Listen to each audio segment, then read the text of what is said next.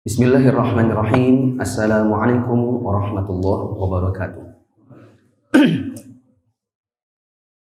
Alhamdulillahirabbil alamin wassalatu wassalamu ala asyrafil anbiya'i wal mursalin wa ala alihi wa ashabihi ajma'in. Jamaah yang dirahmati Allah, kita lanjutkan kembali pembacaan dan pembahasan singkat buku Mulia dengan Manhaj Salaf yang ditulis oleh Al-Ustadz Yazid bin Abil Qadir Jawas hafizahullah ta'ala. Sekarang kita akan masuk dalam poin ke-6, siapa salafi itu. Saya mau review sedikit. Minggu lalu kita sudah membahas istilah manhaj salaf dan manhaj salaf.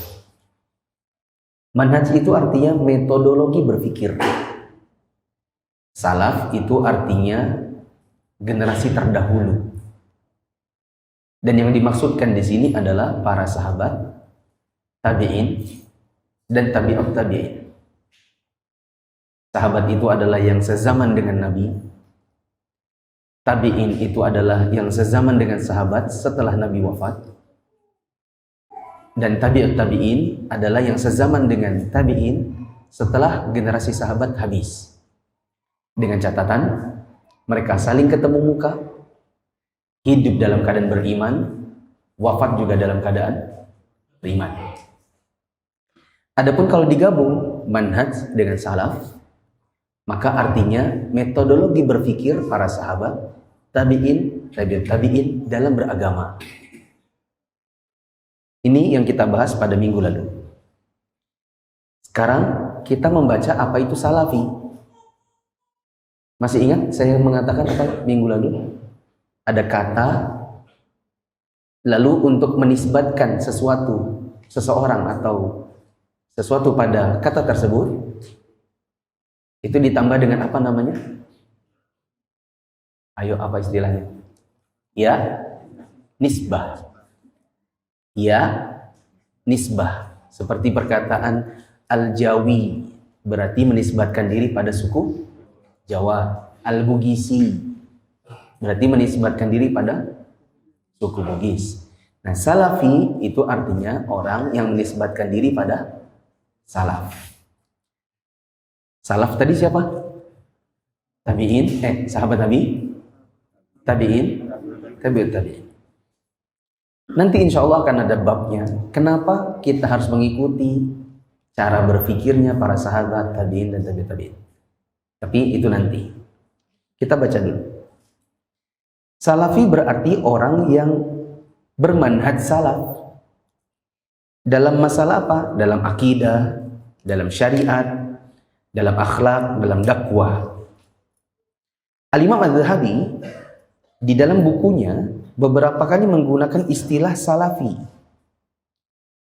Beliau kalau ingin memuji seseorang, maka beliau mengatakan dan dia seorang salafi.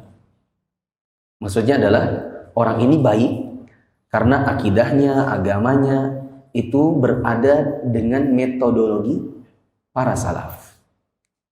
Contoh, beliau pernah mengatakan bahwa Imam Daruqutni adalah seorang imam ahlul hadis yang ahli di bidang illat hadis dan orang yang sangat benci terhadap ilmu kalam, ilmu filsafat, dan beliau itu seorang salafi. Nah, Syekh Utsaimin mengatakan barang siapa yang berada di atas jalannya Nabi SAW dan para sahabat, berarti dia seorang salafi. Lajnah Daimah ketika ditanya tentang salafi atau salafiyah, maka mereka menjawab salafiyah itu adalah menisbatkan diri kepada salaf. Sedangkan salaf itu adalah para sahabat Nabi dan para imam pembawa petunjuk pada masa tiga kurun atau 3 generasi yang pertama. Siapa yang dimaksud? Sahabat, tabi'in, dan tabi'ut tabi'in.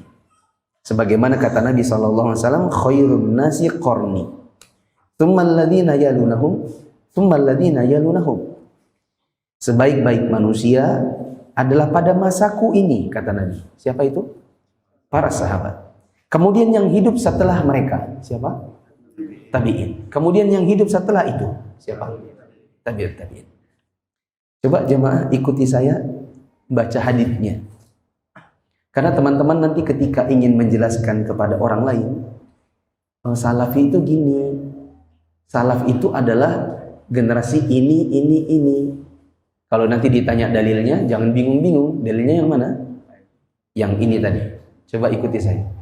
Khairun nasi qarni. Tsummal ladzina yalunahum. Tsummal ladzina yalunahum. Gitu. Sebaik-baik orang itu yang di kurunku, kemudian yang sesudahnya, kemudian yang sesudahnya. Siapa yang di kurunnya Nabi? Sahabat. Yang sesudahnya? Tabi'in. Yang sesudahnya lagi? Tabi'in. Nah, saya kira cukup sampai di situ saja. Karena penjelasan-penjelasan nanti setelahnya dan ayat-ayat yang akan dibacakan, yang dibawakan oleh penulis setelahnya, itu saya tunda saja penjelasannya karena nanti insya Allah akan ada babnya khusus. Saya ingat waktu saya pertama kali mengajarkan buku ini di tahun 2016 di Masjid Nasai, bukan Masjid Nasai yang sini. Saya ingat dulu saya punya pembaca dan setiap paragraf dia baca dan setiap paragraf saya langsung saya syarah. Makanya butuh waktu sampai 4 tahun baru selesai. Kenapa? Karena setiap paragrafnya itu dibaca dan langsung dijelaskan. Karena saya di masjid ini tidak pakai pembaca. Kemudian setelah saya evaluasi, cara yang terbaik itu adalah mencukupkan pembacaan dan penjelasan sesuai dengan porsinya. Ini cara yang terbaik dalam menjelaskan buku ini. Jadi kalau kita memang masih tangganya di sini, jangan dulu menjelaskan ayat-ayat yang nanti akan ada tangga setelahnya. Jadi bersabar. Oh ini nanti ada babnya, berarti tunda saja dibacanya. Nanti akan ada tangga setelahnya. Oh kita lagi di sini. Nanti insya Allah akan ada bab yang menjelaskan pada tangga selanjutnya. Berarti ayat-ayat yang kita ketemukan sekarang kita tunda saja. Bisa dipahami ya? Jadi kalau teman-teman melihat kok ada ayat yang nggak dibaca, saya jawab jangan khawatir. Nanti ayat ini akan ada babnya sendiri. Sekarang poin ketujuh, hubungan antara salafiyah dengan ahlus sunnah wal jamaah.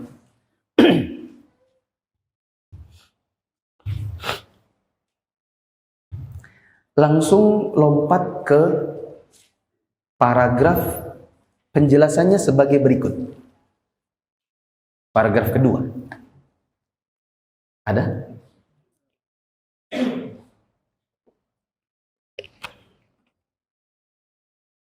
Teman-teman mungkin mau tahu, katanya ahlus sunnah bermanhaj salaf. Ada juga yang bilang kami ini adalah ahlus sunnah, sedangkan kamu salafi. Emang beda ya? Apa hubungan antara ahlus sunnah dengan salafiyah?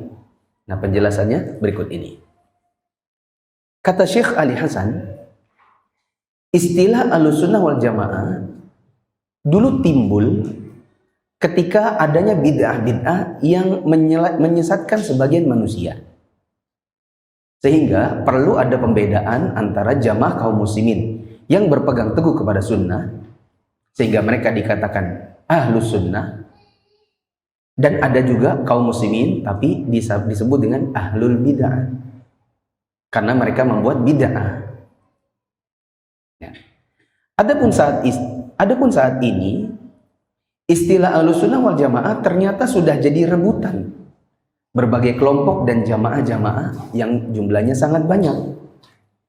Sehingga kita saksikan sendiri, banyak dari kalangan yang disebut dengan hizbiyin atau ahli bidah, ternyata juga ikut-ikutan menisbatkan diri terhadap ahlu sunnah.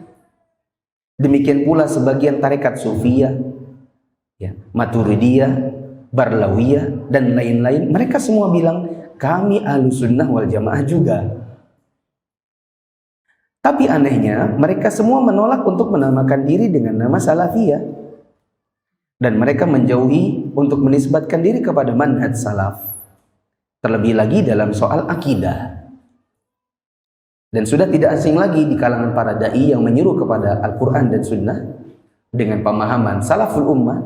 Salaful ummah maksudnya adalah salaf, ya, bahwa sebagian dari ahli bid'ah mereka enggan untuk menganut prinsip mengikuti salaf.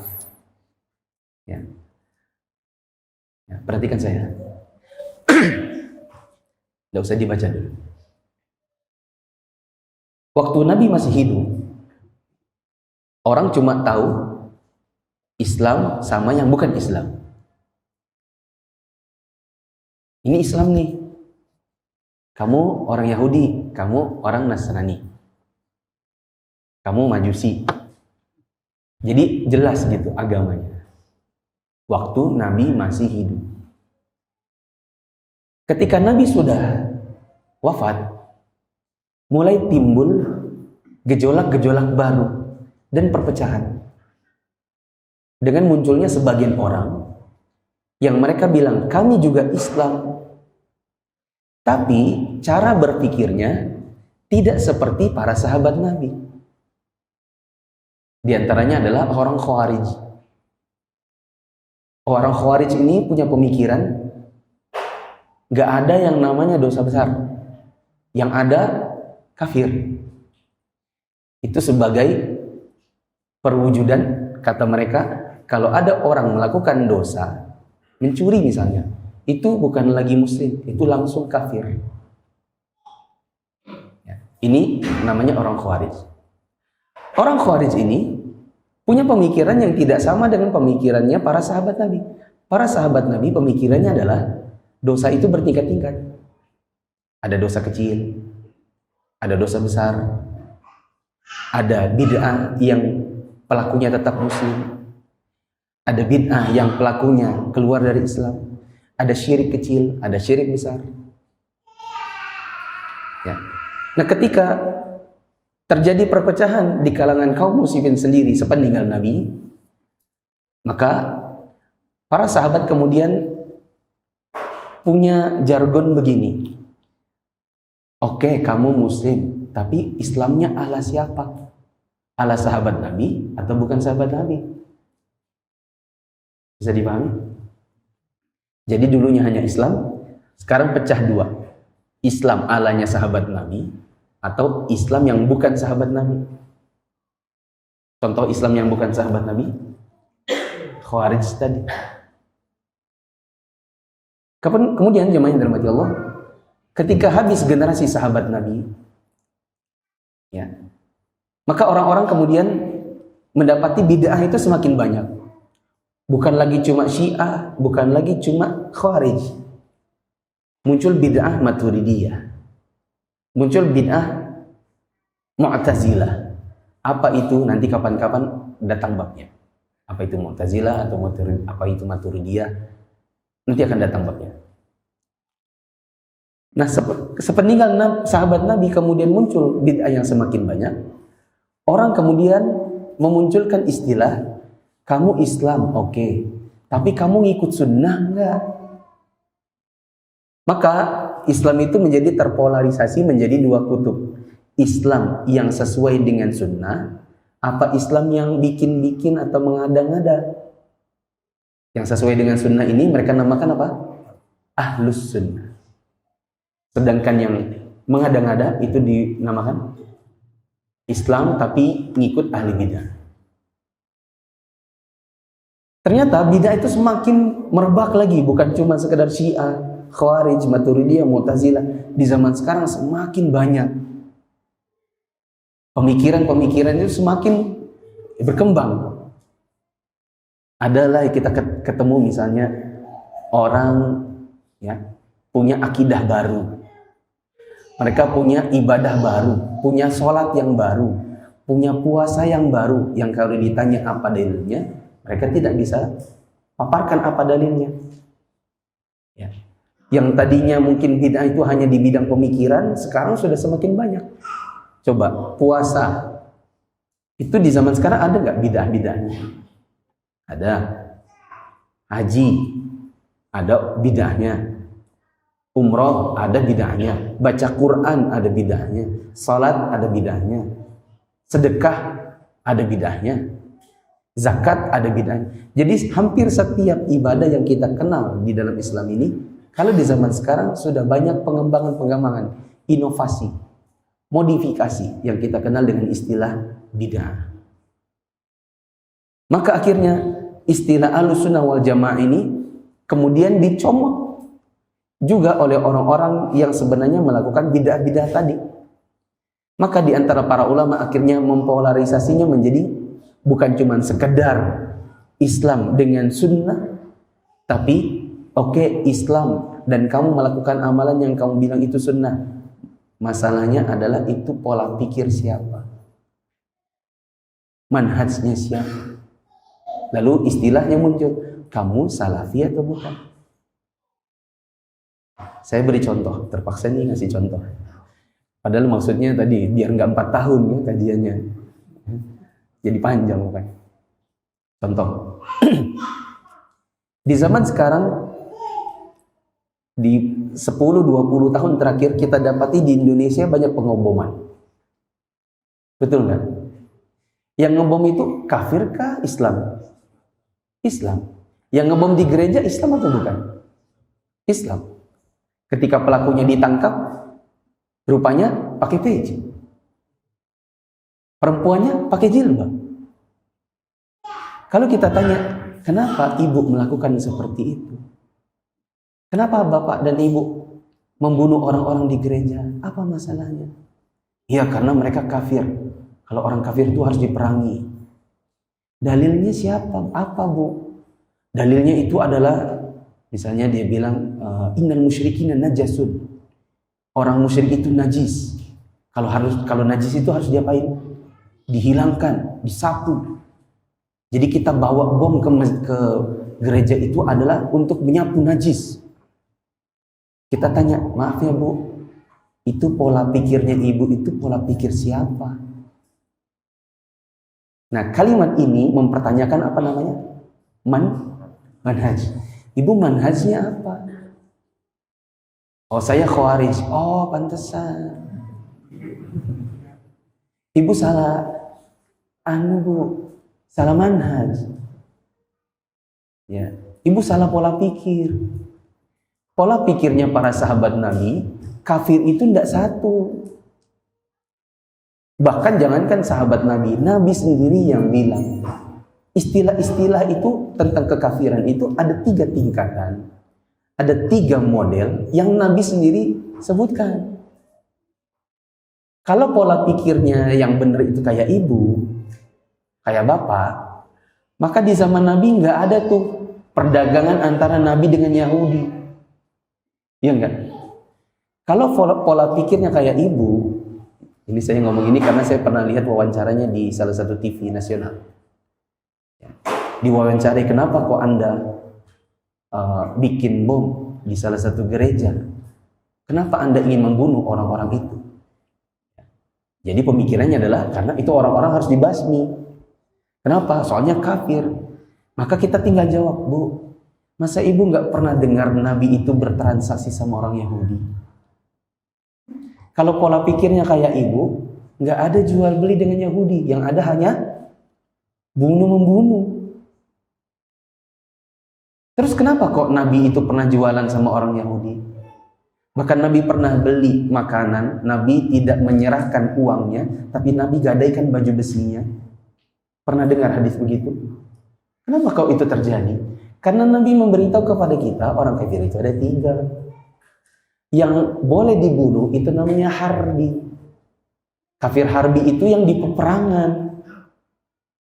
Kalau di peperangan sudah misalnya pedang lawan pedang, pistol lawan pistol, masa iya, maaf ya kir. Terus kita kan adu mati duluan gitu kan. Yang ada langsung dor gitu. Karena ini sudah peperangan. Ada kafir yang dia bertetangga dengan orang-orang muslim dan berjanji untuk tidak saling menyakiti. Itu namanya zimmi. Apa namanya? Zimmi. Ada orang kafir datang dari negerinya, masuk ke negeri kita. dia izin sama kita. Misalnya teman-teman orang kafir yang ada di kantor kita. Misalnya dia dikirim dari Perancis datang ke sini untuk menjadi manajer di perusahaan migas. Nah, datangnya dari negerinya, tinggal di sini, berjanji untuk tidak saling menyakiti. Itu namanya mu'ahad. Apa namanya? Mu'ahad. Zimmi dengan mu'ahad tidak boleh dibunuh. Nabi bahkan mengatakan orang yang membunuh kafir zimmi atau kafir mu'ahad tidak cium bau surga. Yang boleh dibunuh itu apa? Harbi. Lah, orang di gereja, tetangga kita, mereka lagi ibadah misalnya, tinggalnya di negeri kita dengan mereka tidak boleh saling menyerang. Itu mereka dhimmi namanya.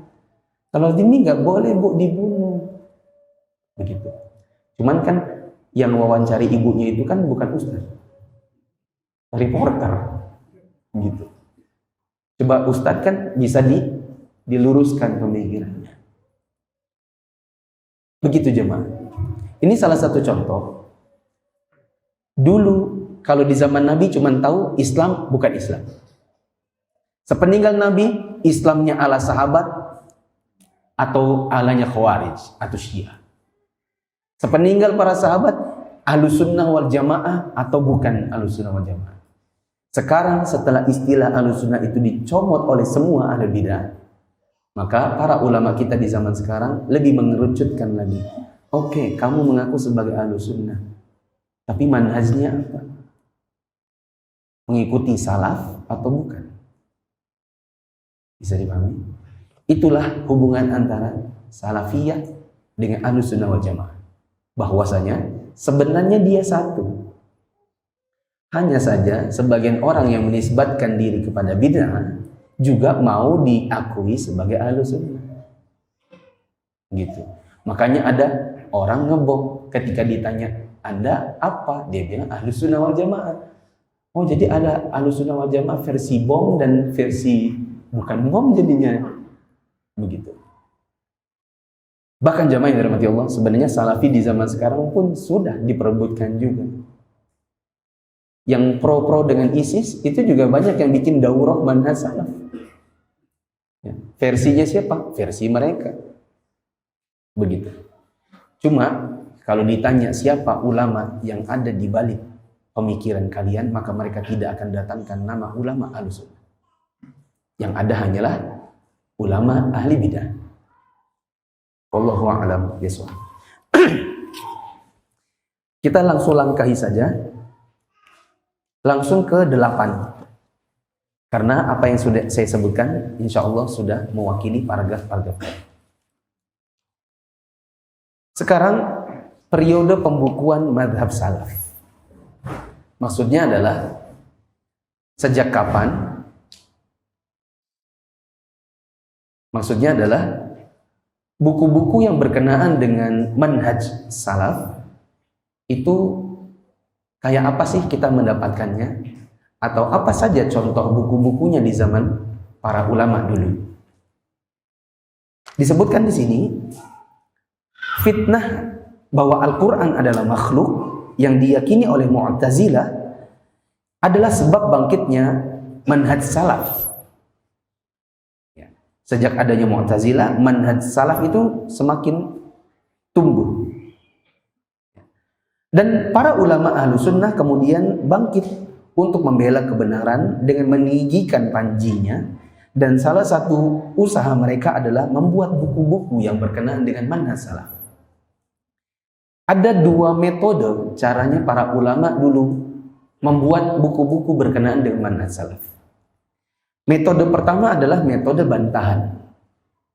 Metode kedua adalah metode pemaparan. Kalau metode bantahan berarti isinya adalah memaparkan syubhat-syubhat. Lalu syubhat ini dibantah dengan menjelaskan apa yang benar menurut Al-Quran dan Sunnah. Adapun metode pemaparan maksud berarti adalah metode dalam rangka dengan bentuk menjelaskan akidah Ahlus Sunnah yang benar, yang sesuai dengan Al-Quran dan Sunnah, serta perkataan para sahabat dan orang-orang yang mengikuti mereka, yaitu tabi'in dan tabi'ut tabi'in. Di antara buku-buku tentang manhaj salaf yang bentuknya metode bantahan, misalnya Kitabul Iman, karya Abu Ubaid Al-Qasim bin Salam. Kemudian karyanya Imam Ahmad bin Hanbal, yaitu Ar-Radd 'ala Az-Zanadiqah wal Jahmiyah. Kemudian Ar-Radd 'ala Al-Jahmiyah, bantahan terhadap Jahmiyah. Ini karya Abdullah bin Muhammad bin Abdullah Al-Ju'fi. Dan beberapa buku yang lain. Yang bentuknya metode pemaparan, di antaranya adalah kitabnya Imam Ahmad bin Hanbal yang berjudul As-Sunnah. Ada juga kitab yang lain As-Sunnah karya Abdullah bin Ahmad bin Hanbal, yaitu anaknya Imam Ahmad. Ada As-Sunnah karya Abu Bakar bin Al-Athram. Ada As-Sunnah karya Al-Marwazi. Ada As-Sunnah karya Al-Khallal. Ada kitab At-Tauhid karya Ibnu Khuzaimah. Asy-Syari'ah karya Al-Ajurri. Al-Ibanah karya Ibnu Battah. Ada At-Tauhid karya Ibnu Mandah. Ada Syarhus Sunnah ya, karya Abu Abdullah Muhammad bin Abdullah bin Abi Zamanain. Ada Syarah Usul I'tiqad Ahli Sunnah wal Jamaah karya Al-Lalikai. Dan ada juga Mulia dengan Manhaj Salaf karya orang yang di zaman sekarang masih hidup yang kita baca bukunya sekarang ini.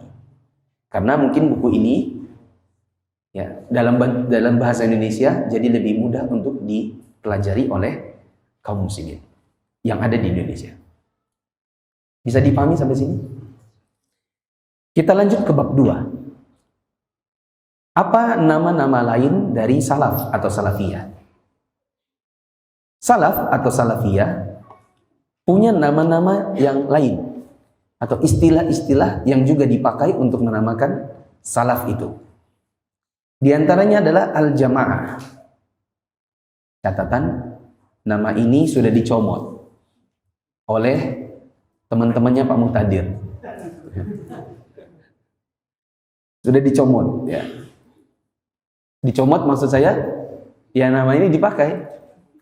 Lalu mereka dikenal dengan nama jamaah jokam gitu. Jadi kalau kita zaman sekarang ditanya ya di Indonesia, kamu manhajmu apa? Jamaah. Maka itu nanti antum dikira apa? Jokam. Bukan dikira salafi. Soalnya namanya sudah diambil. Ya. Kalau saya dulu waktu di Arab Saudi punya teman satu kelas dari India. Dia lihat saya kalau datang itu suka pakai baju gamis, terus dia nanya, "Mufli ini kayaknya jamaah." "Mufli, are you jamaah?" "What jamaah? What do you mean?" "Jamaah." "What I know? What jamaah?" "Tabligh." "Ah, jamaah tabligh?" "Iya, jamaah tabligh." "Oh, jamaah tabligh." "Bukan, salafi." Dia bilang, "Wah, salafi masalah, problem." Berarti kalau di sebagian negeri jamaah itu adalah bukan jokam, tapi JT. Salafiyah juga dikenal dengan nama Ahlus Sunnah wal Jamaah. Ini nama yang tadi sudah dibahas oleh Syekh Ali Hasan, bahwa nama ini sekarang sudah diperebutkan bahkan oleh orang-orang ahli bidah. Ya. Orang-orang yang ngebom sembarangan itu juga menamakan diri Ahlus Sunnah wal Jamaah. Yang ketiga, Ahlul Hadis. Cuma nama ini berat. Kalau kita di Indonesia mau menamakan diri saya manhajnya Ahlul Hadis, nanti dikira kita ahli hadis. Oh, berarti kamu ahli hadis ya? Apa itu bedanya Sahih Hasan sama Hasan Sahih? Langsung bingung. Dikira kita ahli hadis. Padahal ternyata maksudnya adalah ahli hadis itu salafi. Jadi saya kira kalau di Indonesia kalau kita ditanya oleh teman, kita jangan bilang saya ahli hadis. Nanti dikira benar-benar ahli hadis. Ya. Yang keempat, ahlul athar, yaitu orang-orang yang mengikuti athar. Athar itu artinya perbuatan atau perkataan yang dinisbatkan kepada sahabat atau tabi'in atau tabi'in atau tabi'ut tabi'in. Sedangkan perkataan atau perbuatannya Nabi disebut apa? Apa? Perkataan Nabi, perbuatan Nabi, kita kenal dengan nama hadis. Ya. Tapi kalau itu perbuatan Abu Bakar, perkataannya Umar, itu kita tidak boleh bilang ada hadisnya Umar. Tapi apa? Athar dari Umar. Saya beri contoh biar jamaah semakin paham. Perhatikan, Nabi SAW kalau beliau berwudu, maka wudunya Nabi hanya sampai siku. Sedangkan sahabat Nabi Abu Hurairah, dia suka sembunyi-sembunyi. Kalau dia lagi wudu, dia sampai ketek. Karena dia beranggapan, nanti di hari kiamat kan kita dibangkitkan dalam keadaan anggota wudu itu bercahaya. Maka Abu Hurairah berijtihad supaya cahayanya semakin panjang, maka dia panjangkan sampai apa? Ketek. Maka berarti apa istilah untuk wudu sampai siku? Berarti jawabannya adalah hadis Nabi. Ya, bentuknya hadis Nabi yang menyebutkan bahwa Nabi hanya sampai siku. Sedangkan untuk perbuatan Abu Hurairah yang sampai ketek, kita bilang apa? Athar Abu Hurairah, bahwa beliau pernah berwudu sampai ketiak. Bisa dipahami? Nah. Dan untuk masalah ini yang lebih tepat tetap sampai siku. Adapun atharnya Abu Hurairah tidak bisa diikuti, karena ini ijtihad beliau sendiri yang tidak disetujui oleh sebagian sahabat yang lain. Bisa juga Salafi itu dinamakan Jamaatul Muslimin. Ya, cuma di zaman sekarang sudah ada juga perkumpulan orang dinamakan Jamus. Kalau dipanjangkan apa? Jamaatul Muslimin. Nah, saya kemarin pas ke Sulawesi, waktu pulang naik kapal, itu apa itu namanya? Yang bawa kapalnya itu. Hah? Nah, kodanya. Mungkin kaptennya kali ya gitu ya. Ya. Dia pegang mic, terus dia bilang, setelah ini jamaah jangan pulang dulu, nanti akan ada kultum dari Ustadz Mufli. Ya. Dalam hati saya, ini pasti kerjanya bapak saya ini. Pasti dia nyurat maksudnya biar saya bisa dakwah di situ, mungkin dia surati itu kapten gitu kan. Ini pasti bapak ini. Ya, akhirnya saya ceramah lah. Setelah ceramah saya balik ke kamar, saya diikuti oleh orang yang menisbatkan diri kepada Jamus. Saya diceramahinya gitu. Ya. Jadi saya hanya senyum-senyum. Oh gitu ya Pak ya. Berarti kita ini harus baiat sama pimpinannya Bapak? Iya.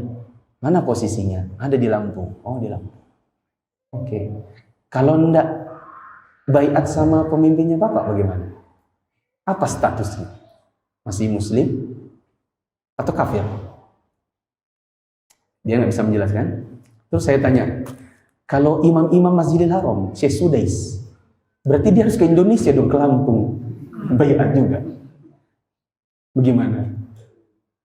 Dia bilang, oh begini saja. Begini saja.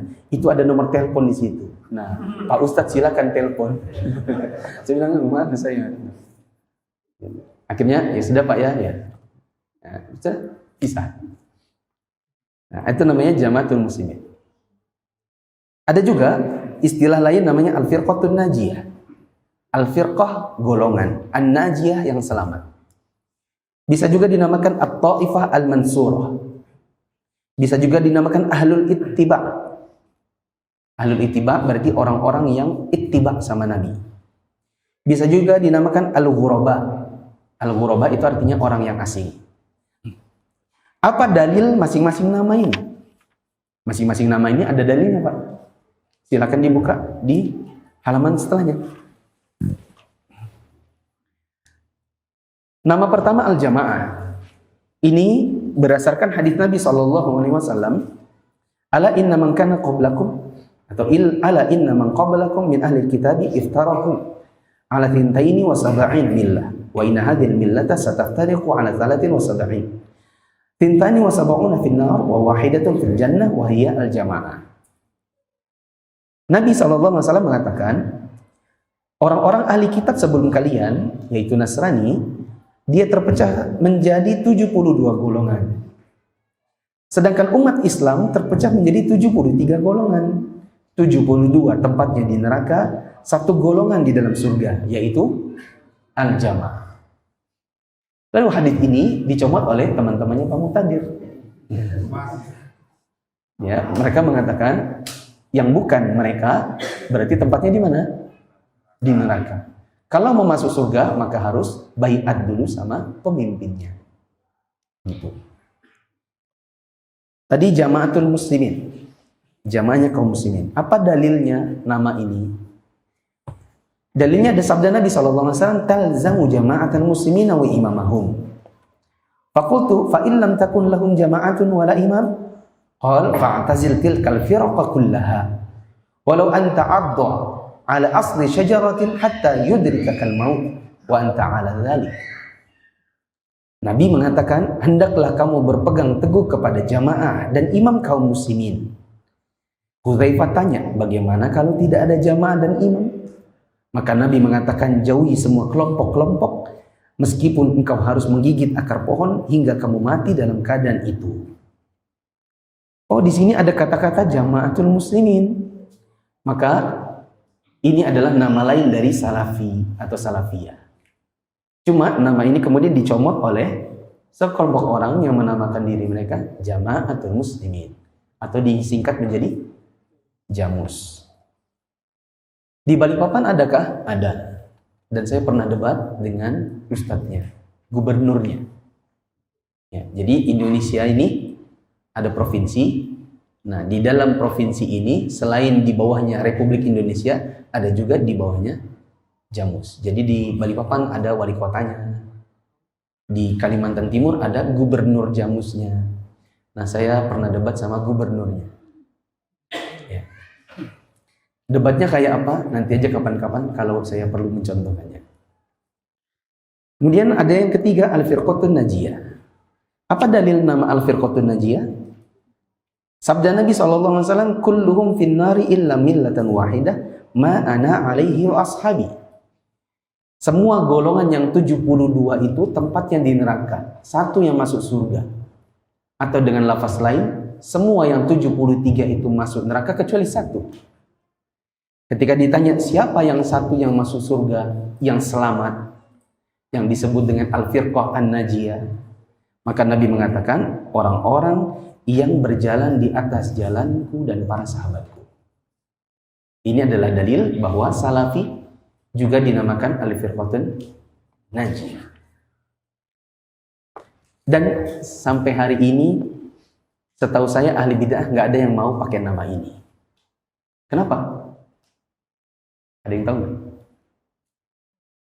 Kenapa Al-Firqatun Najiyah ini ahli bid'ah nggak ada yang mau pakai? Jawabannya, kalau mereka pakai, berarti mereka mengakui hadis 73 golongan itu sahih. Konsekuensinya, banyak ahli bid'ah yang mengatakan hadis ini nggak sahih, meskipun berapa banyak riwayat dan penjelasan para ulama hadis ini sahih. Mereka tidak mau dibilang umat ini berpecah belah. Padahal coba kita pikir-pikir, kita lihat kenyataannya, umat Islam sekarang berpecah belah nggak? Iya, makanya sampai ada ustadz dilaporkan gara-gara wayang. Kalau nggak ada perpecahan di kalangan umat Islam, tentu tidak ada lapor-melapor. Ya. Dan saya mungkin nanti ceramah saya ini karena ini live ya, pakai power atas, mungkin di atas ada yang ngerekam dan lagi ditunggu yang mana yang bisa dilapor. Begitu. Nggak tahu, mungkin jangan-jangan nanti ada laporan dari Jamus. Gitu. Padahal saya dari tadi nggak ada jelekin ya. Saya bilang ada kelompok namanya Jamus. Begitu.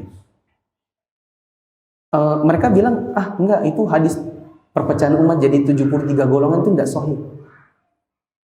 Nah, konsekuensi dari itu adalah mereka tidak mau mengakui ada yang namanya al-firqah an-najiyah, yang satu golongan yang masuk surga, yang 72-nya masuk neraka. Kalau ada ahlu bid'ah mau pakai nama al-firqah an-najiyah, konsekuensinya harus mengakui hadis iftiraqul ummah yang tadi itu namanya hadis iftiraqul ummah, hadis perpecahan umat menjadi 73 golongan, mau tidak mau harus diakui sahih. Ada juga penamaan nama Taifah al-Mansurah. Ini juga insya Allah nggak akan ada yang mau comot dari kalangan ahli bidah. Ya, tapi di kalangan ahlu sunnah dan dijadikan nama yayasan, dijadikan nama masjid banyak. Nah, seperti yayasan At-Taifah al-Mansurah di Nasa'i yang asli. Nah ini kan Nasa'i second. Maaf ya, bukan second, apa namanya? Bukan. Ya second lah. Ini second kan artinya kedua. Nasa'i kedua. Ya kan? Ini Nasa'i kedua gitu. Nabi SAW mengatakan la tazalu min ummati ummatun qa'imah bi amrillah la yadurru man khadalahum wala man khalafahum hatta ya'tiya amrullah wa hum 'ala dzalik. Senantiasa ada segolongan dari umatku yang berada di atas kebenaran, menegakkan perintah Allah, tidak akan mencelakai mereka orang yang melecehkan mereka, dan orang yang menyelisih mereka juga tidak akan mencelakai mereka sampai datang perintah Allah dan mereka tetap istiqomah di atas manhaj itu. Ini namanya At-Taifah al-Mansurah. Begitu. Ada lagi nama salaf, alul hadis, alul athar, alul sunnah, dan alul ghuraba. Adapun alul ghuraba itu hadisnya nggak disebut di sini. Hadisnya alul ghuraba adalah perkataan Nabi SAW, badal islamu ghariban wa sayaudu ghariban fatuba lil ghuraba. Kata Nabi SAW, Islam itu datang dalam keadaan asing, nanti juga dia akan kembali di akhir zaman dalam keadaan asing, maka berbahagialah orang-orang yang asing. Nah, yang disebutkan oleh para ulama ghuraba ini maksudnya adalah orang-orang yang asing dalam keadaan mereka istiqomah dengan sunnah, sementara masyarakat mereka banyak yang mengerjakan kebid'ahan. Begitu. Wallahu a'lam bishawab. Ini waktunya Isya kah? Belum. Mari kita ulang yang tadi kita baca.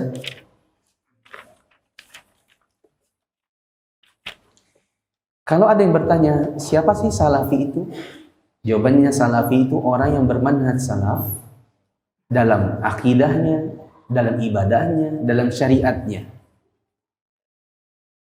Kalau ada yang bertanya, apa sih hubungan antara salafiyah dengan ahlus sunnah? Maka jawablah, sebenarnya itu sama. Cuma nama ahlus sunnah wal jamaah sekarang pun disandang oleh orang-orang yang mengerjakan bid'ah. Sehingga sebagian ulama di zaman sekarang atau di zaman yang belakangan, mereka memunculkan istilah salafi atau salafiyah untuk membedakan antara orang yang mengaku dirinya ahlus sunnah tapi tetap mengerjakan bid'ah dengan ahlus sunnah yang betul-betul beragama dengan metodenya para sahabat Nabi, tabi'in dan tabi'ut tabi'in. Kalau ada yang bertanya kepada kita, apa buku-buku yang menerangkan tentang manhaj salaf? Maka jawablah, ada banyak buku yang dikarang oleh para imam seperti Al-Imam Ahmad bin Hanbal, muridnya Imam Syafi'i. Dikarang juga oleh anak beliau dengan judul As-Sunnah. Ada yang bentuknya bantahan, rudud. Ada yang bentuknya adalah pemaparan, penjelasan. Ya, dan buku-buku tentang manhaj salaf di zaman kita sudah banyak ditulis oleh para dai-dai yang hidup di zaman kita ini, seperti buku yang kita baca. Kalau ada yang bertanya, apa nama lain dari salafiyah? Maka jawablah al-jamaah, al-sunnah wal jamaah, al-athar, alul hadith, jamaatul muslimin, al-firqatun najiyah, at-taifah al-mansurah, al-tiba, al-ghuraba. Dan nama-nama ini sebagiannya diambil, disandang oleh sebagian kelompok yang sebenarnya mereka tidak bermanhaj salaf. Dan sebagian lagi ada nama yang tidak bakal mau diambil oleh orang-orang yang merupakan ahli bidah. Karena konsekuensinya kalau nama itu mereka pakai, berarti mau tidak mau mereka harus mengakui hadis iftiraqul ummah itu adalah hadis yang sahih. Anda baru hijrah dan bingung belajar Islam dari mana? Yuk ikut Mia. Mufid Islamic Academy atau MIA adalah sebuah program pembelajaran Islam melalui pembahasan kitab-kitab para ulama yang dibahas secara terstruktur dan berjenjang. Untuk informasi lebih lanjut tentang pendaftaran, teman-teman bisa mengakses di media sosial Mufid TV Official, baik yang ada di Telegram, YouTube, Instagram, maupun di Facebook. Assalamualaikum warahmatullahi wabarakatuh.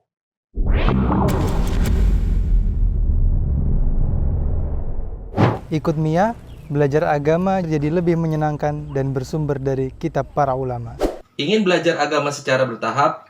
Yuk ikut Mia, belajar secara runut dari kitab-kitab ulama. Ada yang mau bertanya? Silakan, kalau ada. Berarti sudah paham semuanya? Nah, saya tanya berarti. Ya kan, kalau udah ada yang tanya, berarti kan sudah paham. Nah, sekarang saya yang tanya.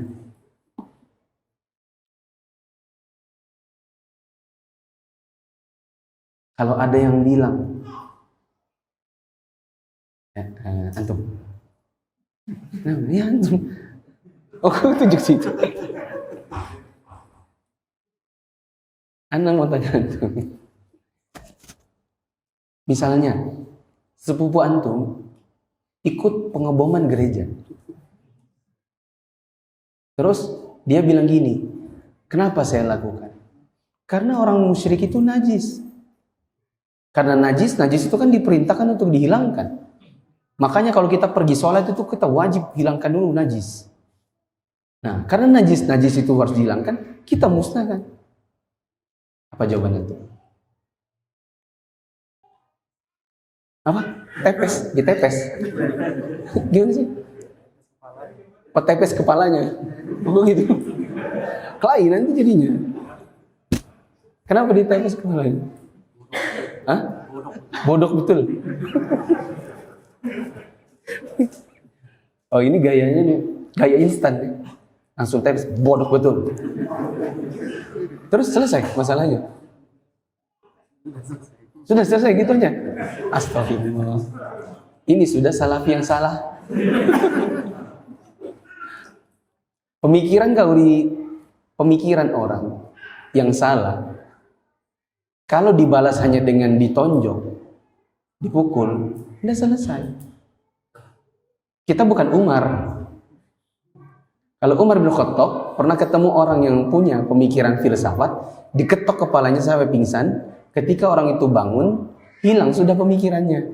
Sehat dia. Hilang kesesatannya. Anda kira itu akan menjawab dengan jawaban yang benar? Apa mas? Kira-kira.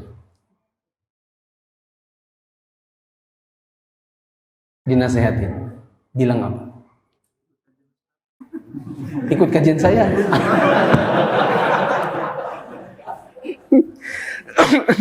Ini sama aja nih. Yang ini main pukul, yang ini cuma main makanya ikut kajian, biar kamu tidak bodoh. Gitu? Oh, saya kira ada yang misalnya diajak dialog gitu. Apa Pak Amir?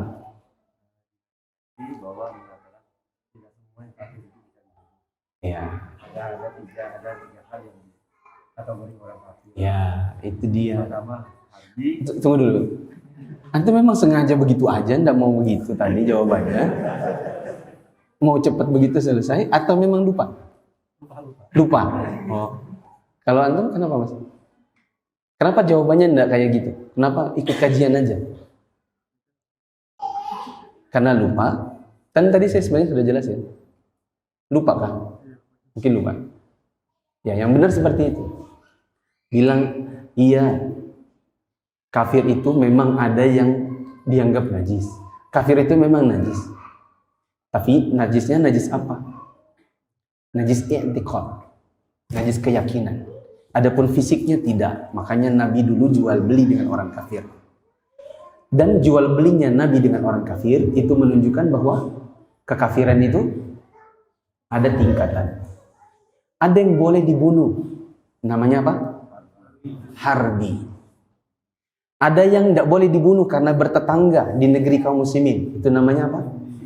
Zimmi.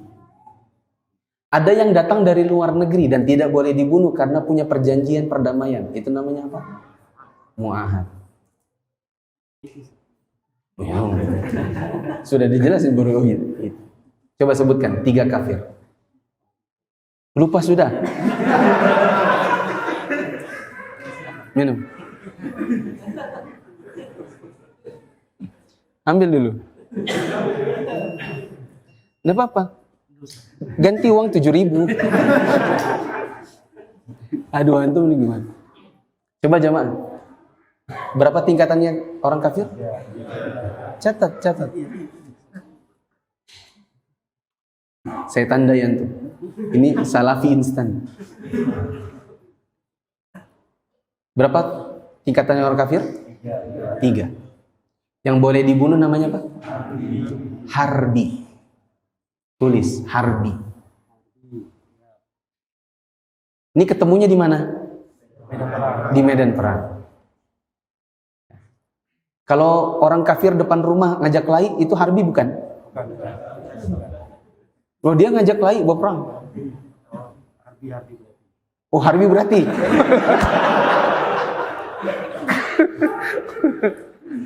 Bukan di medan perang. Kalau ketemu di halaman rumah itu bukan harbi. Oh, bukan. Bukan dong, masa? Tadi antum sendiri yang jawab medan perang. Kalau ketemu di halaman rumah ngajak kelahi itu namanya zimmi, ngajak kelahi. Itu aja. Harbi itu di medan perang. Kalau yang bertetangga itu apa namanya? Zimmi. DZ IMMIY.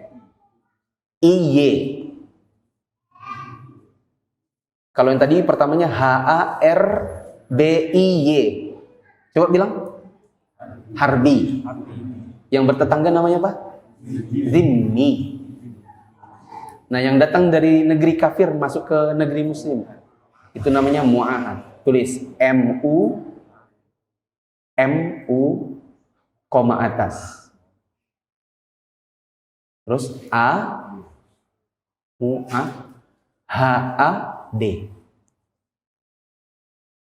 Coba baca. Mu'ahad. Bisa? Pahami? Gitu ya. Jadi kita kalau nanti berdiskusi dengan orang yang beda pemahaman, beda manhaj, jangan kayak gini tadi langsung main tepes. Bodoh. Ya, harus keluar ilmunya. Ya, makanya harus mencatat. Nggak boleh juga makanya ikut kajian. Itu juga tidak menghilangkan pemikiran yang keliru. Harus kitanya juga mau mencoba memahami, kemudian menghafal, kemudian kalau dialog sama orang harus bisa juga keluar dalilnya. Terakhir, pesan saya. Kecuali untuk orang tua. Ada kalanya dalil-dalil antum itu tahan dulu. Ada kalanya dengan orang tua kita, iya dah bu, gak apa-apa dah, iya bu. Apalagi kalau ibu sama bapaknya marah. Kamu sejak berjenggot, sejak ikut pengajian di Nasai kedua, itu jadi kasar sama orang tua. Nah, jangan dulu keluar dalil-dalil. Jangan bilang, loh, saya ini kan ngomong pakai dalil. Saya kasih tahu ibu cara berjilbab itu wajib. Saya kasih ibu dalil-dalil. Jangan dulu. Ada kalanya dalil kita tahan. Ada kalanya kita harus mengedepankan hormat kepada orang tua. Nanti mencari waktu yang lebih tepat, mencari waktu yang lebih pas untuk mendakwai orang tua dengan dalil. Begitu. Subhanakallahumma wa bihamdika asyhadu an la ilaha illa anta astaghfiruka wa atubu ilaik. Wassalamualaikum warahmatullahi wabarakatuh.